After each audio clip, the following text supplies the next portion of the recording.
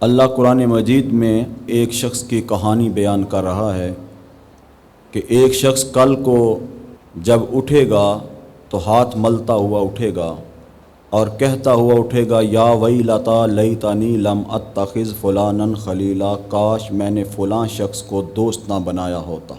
عقبہ بن ابی معیط کی یہ کہانی ہے۔ یہ مکے کا تاجر تھا۔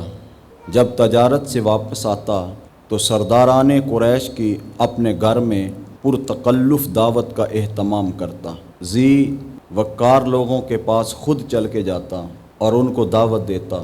حضور کے پاس بھی یہ چل کے گیا اور حضور کو اس نے دعوت دی کہ آپ بھی میری دعوت میں تشریف لائیں۔ حضور علیہ الصلاۃ والسلام نے فرمایا میں تیری دعوت میں اس وقت تک نہیں آ سکتا جب تک تو اسلام کو قبول نہیں کر لیتا۔ عقبہ ابن ابی معیط نے کہا کہ اے پیارے محمد، میں آپ کی دعوت کو قبول کرتا ہوں۔ حضور علیہ الصلاۃ والسلام نے خوشی کا اظہار فرمایا کہ میری دعوت اسلام کو عقبہ ابن ابی معیط نے قبول کر لیا۔ اب یہ بات جنگل کی آگ کی طرح پورے مکے میں پھیل گئی کہ عقبہ ابن ابی معیط نے حضور کی دعوت اسلام کو قبول کر لیا، دعوت حق کو قبول کر لیا، اللہ کی وحدانیت کا اقرار کر لیا اور رسول پاک صلی اللہ علیہ وآلہ وسلم کی رسالت کا اقرار کر لیا۔ اچھا، یہاں رک کر کے ایک میں بات عرض کروں کہ سارے سرداران قریش ان کو عقبہ ابن ابی معیط دعوت دیتا ہے، وہ سب عقبہ ابن ابی معیط کے گھر میں جاتے ہیں۔ سرکار کے پاس بھی عقبہ ابن ابی معیط آتا ہے، کہتا ہے میری دعوت کو قبول کریں، تو حضور علیہ الصلاۃ والسلام اس کے سامنے دعوت حق رکھتے ہیں، کیونکہ حضور علیہ الصلاۃ والسلام کی زندگی کا مقصد ہی یہ تھا کہ اللہ کی وحدانیت کا پرچار کرنا، اللہ کے بندوں کو اس کا پرستار بنانا، اس کی بارگاہ میں جھکانا۔ رسول کریم صلی اللہ علیہ وآلہ وسلم کو اللہ فرمایا پیارے محبوب فرما دے قل ان صلاتی و نسکی و محیای و مماتی للہ رب العالمین۔ وہ اقبال نے کہا میری زندگی کا مقصد تیرے دین کی سرفرازی، اسی لیے میں مسلمان، اسی لیے میں نمازی۔ فرمایا قل اے پیارے محبوب فرما دیجئے میری نماز، میری قربانی، میرا جینا، میرا مرنا، میرا اوڑھنا، میرا بچھونا، میری گفت و شنید، میری مجلس و برخاست، سب کچھ تیرے لیے، سب کچھ رب کے لیے جو تمام جہانوں کا رب ہے، اس رب کے لیے۔ حضور کے سکے چچا امیر حمزہ ابھی ایمان نہیں لے کے آئے۔ ایک دن کوہ صفا پر ابو جہل نے حضور علیہ الصلاۃ والسلام کو گالیاں دی، حضور علیہ الصلاۃ والسلام کو اذیت پہنچائی، تکلیف دی۔ حضور بڑے پریشان ہوئے۔ کسی نے دیکھا کہ حضور بڑے پریشان ہیں تو اس نے امیر حمزہ کو کہا کہ تمہارا بھتیجا وہ بیچارہ آج اس کو ابو جہل نے گالیاں بھی دیں اور تکلیف بھی دی، اذیت بھی دی، پریشان بھی کیا۔ حضرت امیر حمزہ کو اس بات پہ طیش آیا، اٹھ کے حرم مکہ میں پہنچے جہاں سرداران قریش اپنے تکیے لگا کے بیٹھے ہوئے تھے۔ امیر حمزہ کو آتے ہوئے دیکھ کر ابو جہل خوش ہوا کہ شاید مجھے شاباش دینے آیا ہے۔ امیر حمزہ نے دور سے آواز دی، کہا ابو جہل میری بات سنو۔ ابو جہل تکبر سے بھاگتا ہوا ابو جہل امیر حمزہ کے پاس پہنچتا ہے۔ کہا آج کیا واقعہ پیش آیا؟ جناب امیر حمزہ فرماتے آج کیا واقعہ پیش آیا؟ کہا یوں مدعی نبوت محمد عربی صلی اللہ علیہ وآلہ وسلم، آج تیرے بھتیجے محمد کے ساتھ یوں واقعہ پیش آیا۔ ساری بات سنا دی۔ حضرت امیر حمزہ نے اپنی تیر کی کمان پکڑی اور ابو جہل کے سر میں ماری، خون نکل آیا۔ امیر حمزہ وہاں سے سیدھا حضور کے پاس گئے، کہا اے پیارے بھتیجے خوش ہو جا، میں تیرا بدلہ لے کے آ گیا۔ حضور علیہ الصلوۃ والسلام نے فرمایا چچا میں اس بات پہ خوش نہیں ہوتا۔ تو کہا بھتیجے پھر تو کس بات پہ خوش ہوتا ہے؟ کہا میں اس بات پہ خوش ہوتا ہوں کہ جس رب کا میں کلمہ پڑھتا ہوں، جس رب کو میں مانتا ہوں، تو بھی اس رب کا ماننے والا بن جا۔ جس رب کو میں ماننے والا ہوں اس رب کا تو بھی ماننے والا ہو جا، پھر میں خوش ہوتا ہوں۔ میری زندگی کا مقصد تیرے دین کی سرفرازی، اسی لیے میں مسلمان، اسی لیے میں نمازی۔ قل ان صلاتی و نسکی و محیای و مماتی للہ رب العالمین۔ جو لوگ حق کی راہوں کے مسافر ہوتے ہیں ان کا مطمع نظر دنیا نہیں ہوتی اور نہ دنیا کی وہ کسی بھی لحاظ سے پرواہ کرتے ہیں۔ وہ چلتے ہیں تو راہ ہدایت پہ چلتے ہیں اور لوگوں کو راہ ہدایت کی تلقین کرتے ہیں۔ میرے بھائی، میں بات کر رہا تھا ایک دوست عقبہ ابن ابی معیط کی کہ عقبہ ابن ابی معیط نے حضور کو دعوت طعام دی، حضور علیہ الصلوۃ والسلام نے فرمایا میں تیری دعوت اس وقت تک قبول نہیں کرتا جب تک تو میری دعوت حق کو قبول نہیں کرتا۔ اس نے کلمہ پڑھا اور مسلمان ہو گیا۔ جب اس کے دوست ابی بن خلف کو پتہ چلا کہ عقبہ ابن ابی معیط نے کلمہ پڑھ لیا تو اس کے پاس پہنچ گیا، کہا عقبہ ابن ابی معیط تیری میری دوستی آج کے بعد ختم، تو نے بھی اس محمد کا کلمہ پڑھ لیا لہٰذا میری تیری دوستی ختم۔ اس کو راضی کرنے کی کوشش کی مگر ابی بن خلف راضی ہونے کے لیے تیار نہیں، ماننے کے لیے تیار نہیں۔ ابی بن خلف کہتا ہے میری ایک شرط ہے، اس بات پہ میں راضی ہوتا ہوں، جا جن قدموں سے وہاں سے آیا ہے الٹے قدم ان کے پاس جا اور ان کے چہرے پہ تھوک کے آ اور ان کی گستاخی کر کے آ، ان کی بے ادبی کر کے آ۔ اپنی دوستی کو بچانے کے لیے عقبہ ابن ابی معیط کہتا ہے دیکھ میں نے اسلام دل سے قبول نہیں کیا، صرف محمد کو اپنے گھر میں بلانے کے لیے اور دعوت طعام کے لیے میں نے عارضی طور پر کلمہ پڑھا ہے۔ ابی بن خلف کہتا ہے میں ماننے کے لیے تیار ہی نہیں، تیری میری دوستی اس وقت تک دوستی ہی نہیں جب تک تو محمد کے پاس نہیں جاتا، اس کے چہرے پہ تھوکتا نہیں، اس کو گالیاں نہیں دیتا، اس کی گستاخی نہیں کرتا، بے ادبی نہیں کرتا، اس وقت تک میں تیرے ساتھ تیرا دوست نہیں ہوں۔ ابی بن خلف کی یہ بات مان کے عقبہ ابن ابی معیط حضور کے پاس چلا جاتا ہے، اپنے یار کے کہنے پر، اپنے دوست کے کہنے پر حضور علیہ الصلوۃ والسلام کی گستاخی کرتا ہے اور حضور کے چہرے پر تھوکتا ہے۔ مگر دیکھو جس کی عزت کی حفاظت میرا رب کرے، لکھا کتابوں میں ملتا ہے کہ وہ تھوک حضور کے چہرے پہ نہیں پڑا، وہ پلٹ کے عقبہ ابن ابی معیط کے چہرے پہ پڑ گیا اور اس کے نشان عقبہ ابن ابی معیط کے چہرے پہ واضح نظر آتے تھے، چہرہ ہی جل گیا اور حضور نے فرمایا عقبہ ابن ابی معیط تو مکے سے باہر نکل، میں تجھ کو اپنے ہاتھوں سے قتل کروں گا۔ عقبہ ابن ابی معیط کے دل میں یہ بات بیٹھ گئی۔ جس وقت بدر کا میدان سجا، مشرکین مکہ پورے ساز و سامان کے ساتھ، جنگی ہتھیاروں کے ساتھ لیس ہو کے حضور کے مقابلے کے لیے جنگ بدر میں جانے لگے تو عقبہ ابن ابی معیط کو کہنے لگے کہ تو بھی ساتھ چل۔ عقبہ ابن ابی معیط کہنے لگا یار مجھے ڈر لگتا ہے کیونکہ وہ جو بات کہہ دیتے تھے وہ ہو کے رہتی تھی، میں مکے سے باہر نہیں نکلوں گا۔ انہوں نے کہا پہلی بات تو یہ کہ ان کے ساتھ جنگ ہوگی نہیں، اگر ہو گئی تو ہماری افرادی قوت زیادہ ہے، ہم پکڑیں گے، باندھیں گے اور مکے میں لے آئیں گے۔ اگر بالفرض شکست ہو بھی جاتی ہے، کیونکہ جنگ کے دو اصول ہیں، شکست بھی ہے جیت بھی ہے، اگر شکست ہو بھی جاتی ہے تو تیرے پاس اچھی نسل کی اونٹنی ہے تو اس کے اوپر بیٹھنا اور بھاگ جانا۔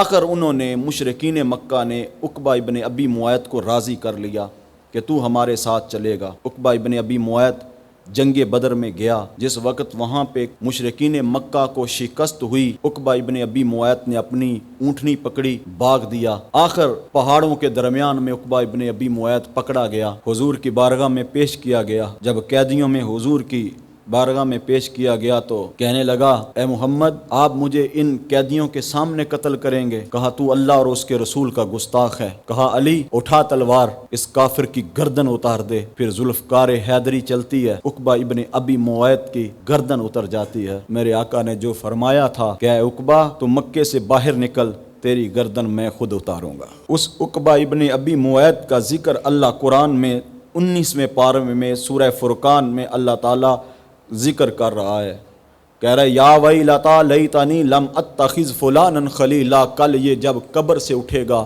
ہاتھ ملتا ہوا اٹھے گا، قیامت والے دن جب یہ محشر کے میدان میں آئے گا تو ہاتھ ملتا ہوا آئے گا، کہے گا کاش میں نے ابی بن خلف کو اپنا دوست نہ بنایا ہوتا۔ آج یہ دنیا کی رسوائی تو اپنی جگہ، محشر والے دن جو رسوائی ہوگی، محشر والے دن پریشانی جو ہوگی، اللہ اکبر، کاش میں نے ابی بن خلف کو اپنا دوست نہ بنایا ہوتا۔ میرے آقا نبی رحمت صلی اللہ علیہ وآلہ وسلم نے ارشاد فرمایا المرء علی دین خلیلہ، ہر انسان کا دین وہی ہوتا ہے جو اس کے دوست کا دین ہوتا ہے۔ جیسے دوست ہوں گے ویسا انسان کا مسلک ہو جائے گا، ویسا مذہب ہو جائے گا، ویسا عقیدہ ہو جائے گا۔ انسان کے اوپر دوستی کے گہرے اثر ہوتے ہیں، جیسے عمل دوست کرتے ہیں انسان بھی ویسے ہی عمل کرتا ہے۔ بعض اوقات ہمارے کچھ نوجوان پکڑے جاتے ہیں، کوئی ڈکیتی کے کیس میں پکڑا گیا، کوئی چوری کے کیس میں پکڑا گیا، کوئی کسی کیس میں پکڑا گیا، تو بعد میں کہتے ہیں جی اسی طرح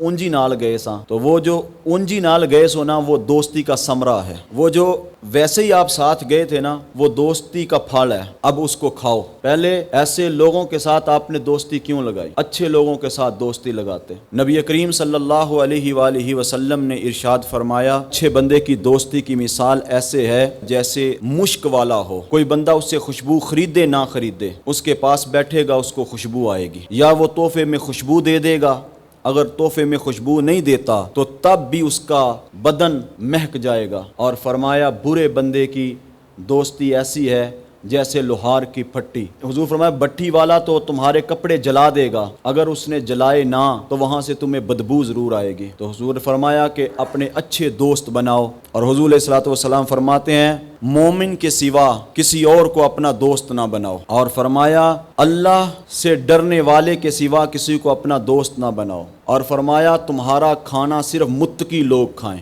صرف متقی لوگ تمہارا کھانا کھائیں۔ حضرت ابو ہریرہ رضی اللہ تعالیٰ عنہ بیان کرتے ہیں رسول کریم صلی اللہ علیہ وسلم نے ارشاد فرمایا ہر شخص اپنے دوست کے دین پر ہوتا ہے، ہر شخص کو غور کرنا چاہیے کہ وہ کس کو اپنا دوست بنا رہا ہے۔ سب سے پہلے ہماری ذمہ داری ہے بطور والدین ہم اپنی اولاد کے دوستوں پر نظر رکھیں کہ ہماری اولاد کے دوست کون ہیں۔ اچھے دوست ہوئے تو ساتھ آپ کی عاقبت بھی سنور جائے گی، آپ کی آخرت بھی سنور جائے گی۔ اگر برے دوست ہوئے تو آپ کی دنیا بھی تباہ ہو جائے گی اور بچے کی آخرت بھی تباہ ہو جائے گی۔ سب سے پہلا جو کام والدین کا کرنے والا ہے وہ یہ ہے کہ اپنی اولاد کو ادب سکھائے، اپنی اولاد کو ادب سکھائے، اپنی اولاد کے دل میں خدمت کا جذبہ پیدا کرے، ادب سکھائے، اس کو بتائے کہ اس کا مقام کیا ہے اور اس کے والدین کا مقام کیا ہے، اس کے استاذ کا مقام کیا ہے۔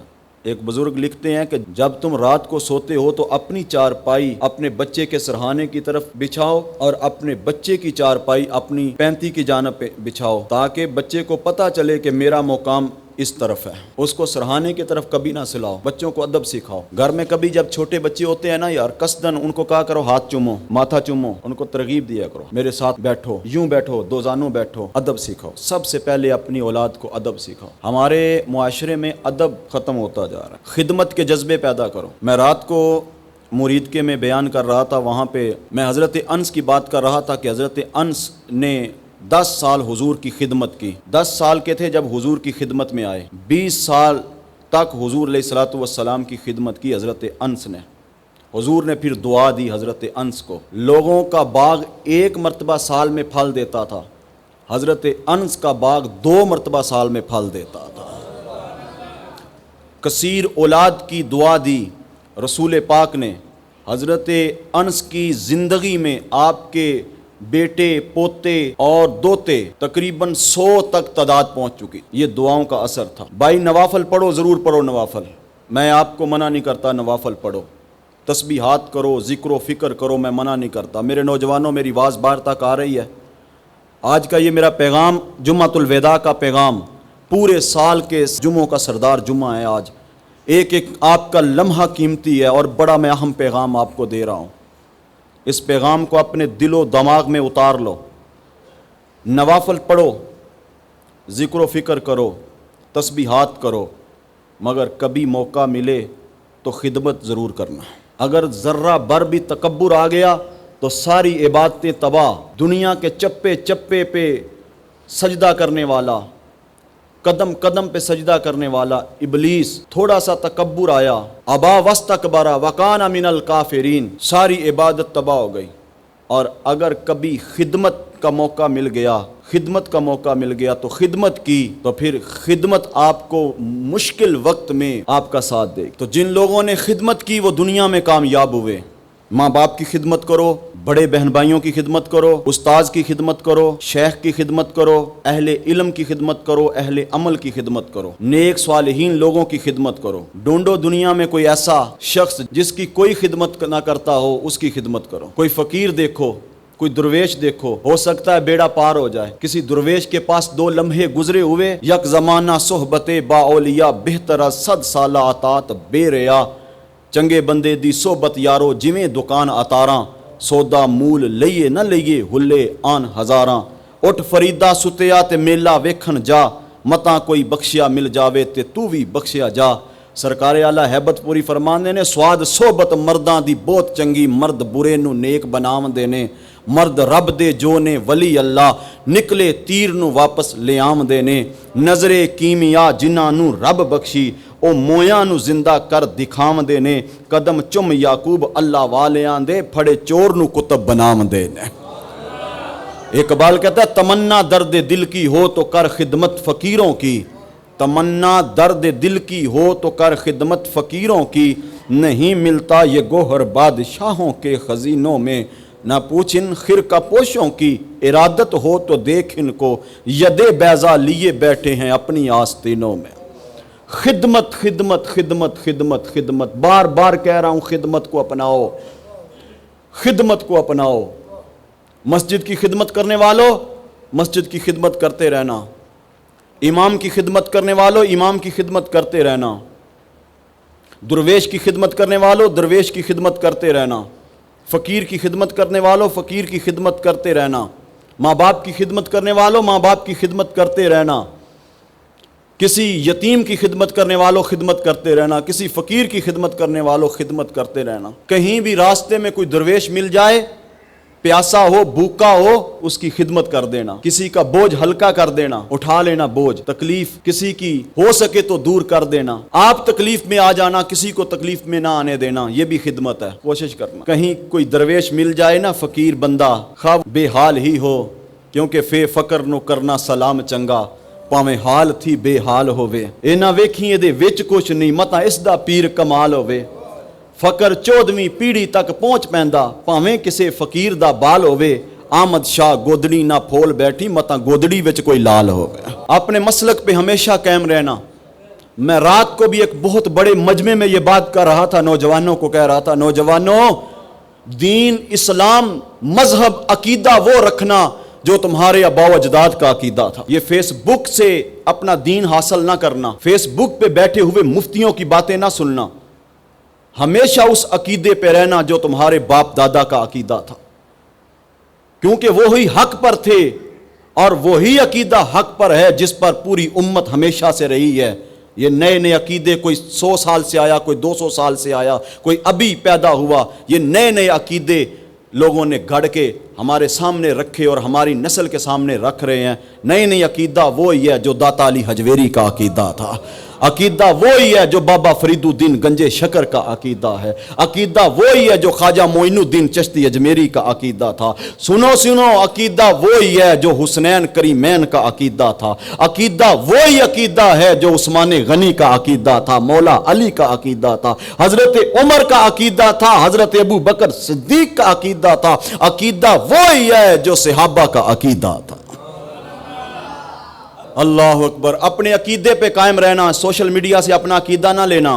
بزرگوں کو مبارک ہو، آپ کے دور میں یہ فتنہ نہیں تھا۔ ہماری نسلوں کے عملی زندگی بھی تباہ ہو گئی اور عقیدہ بھی تباہ ہو گیا۔ آپ کو مبارک ہو کہ آپ کے پاس یہ سوشل میڈیا نہیں ہے، آپ کو پتہ ہی نہیں کیا ہے۔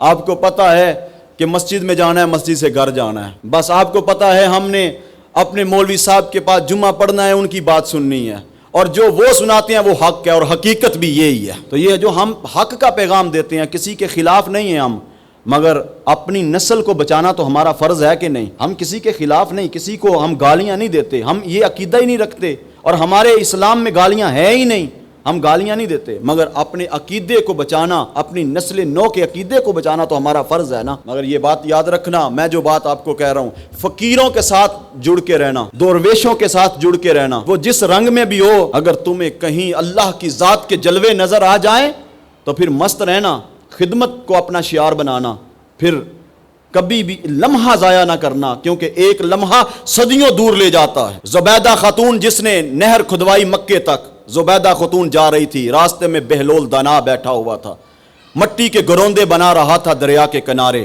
زبیدہ خاتون نے پوچھا، بہلول کیا کر رہا ہے؟ کہا جنت کے گھر بنا رہا ہوں، جنت کے مکان بنا رہا ہوں۔ کہا جنت کے مکان؟ کہا ہاں۔ کیا فروخت کرتا ہے؟ کہا ہاں فروخت کرتا ہوں۔ کتنے کا؟ 2 آنے کا۔ زبیدہ خاتون نے وہ 2 پیسے نکالے، بہلول دنا کو دیے، بہلول دنا نے وہ پکڑے، دریا میں پھینکے، ایک لائن کھینچی، کہا زبیدہ یہ تیرا ہے۔ زبیدہ نے وہ جنت کا مکان خریدا، گھر چلی گئی۔ خلیفہ ہارون الرشید کو کہا آج تو کمال ہو گیا، میں جنت کا مکان خرید آئی۔ خلیفہ مسکرایا، جنت کا مکان دنیا میں کیسے؟ کہا بہلول دنا آج مکان بیچ رہا تھا، میں نے خریدا۔ کہا پاگل ہوئی ہے، بہلول دنا جنت کا مکان بیچ رہا تھا، تو نے خرید لیا، کیا کر رہی ہے؟ ہنسا، مذاق اڑایا۔ رات کو سویا، خواب آئی کہ جنت ہے، جنت کے عالی شان محلات ہیں، ایک محل کے اوپر زبیدہ خاتون کا نام لکھا ہے۔ کہا یہ تو میری بیوی کا محل ہے۔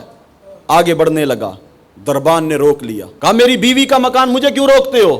کہا یہ دنیا نہیں جنت ہے، جس کا ہوگا وہی جائے گا۔ پیچھے ہٹ، آنکھ کھل گئی، آدھی رات کا وقت تھا، اب کروٹ بدلتا ہے، کبھی اس طرف کبھی اس طرف۔ صبح ہو میں بھی بہلول دانا کے پاس جاؤں۔ صبح ہوئی، نماز پڑھی، اپنی بیوی سے پوچھا بہلول دانا کہاں ملے گا؟ کہا وہیں ہوگا دریا کے کنارے، کہیں گروندے بنا رہا ہوگا۔ خلیفہ ہارون الرشید اٹھا، جلدی سے بہلول دانا کے پاس پہنچا، وہیں پہ بہلول دانا بیٹھا تھا اور وہ گروندے بنا رہا تھا مٹی کے۔ جا کے سلام لی، وعلیکم السلام۔ پوچھا بہلول دانا کیا کر رہے ہو؟ کہا جنت کے مکان بنا رہا ہوں۔ کہا جنت کے مکان بنا رہے ہو؟ ہاں۔ تو پھر یہ فروخت بھی کرتے ہو؟ کہا فروخت بھی کرتا ہوں۔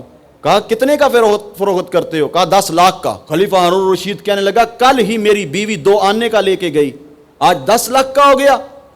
کہا خلیفہ ہارون الرشید وہ دیکھنے کے بغیر خرید کے گئی، تو دیکھ کے آیا ہے، جو دیکھ کے آئے اس کی قیمت بڑھ جاتی ہے۔ تو میرے بھائی بس اس مخلوق میں رب کے بندوں کو تلاش کرو، رب کے بندوں کو تلاش کرو۔ اللہ نے اپنے بندوں کو اس مخلوق میں چھپا کے رکھا ہوا ہے۔